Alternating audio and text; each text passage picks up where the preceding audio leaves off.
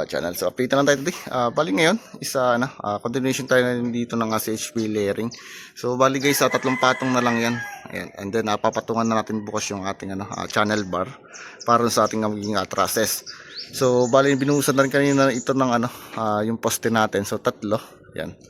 Tsaka ito. So ngayon pagkapatong ng ating channel bar, so papatungan pa natin siya ng isang pang hollow block para naman dun sa ating magiging payroll na. Okay, then diretso buhos na rin yan. Okay. So dito naman sa baba.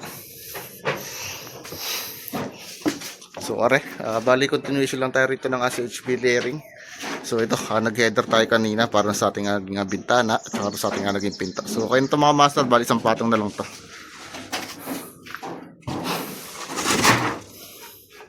Then sa kabila, so ganoon din mga master yung ginawa natin. Ayan. So ito guys yung ating channel bar, kakabit bukas. Ayan.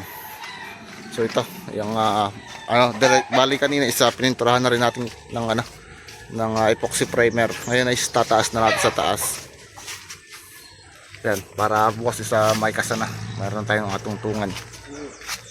Ayan.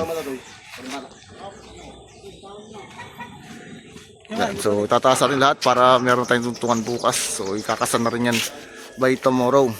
Then magwe-welding nga bukas si foreman para masimulan na yung ating pagka-process. Okay, so yun lang muna.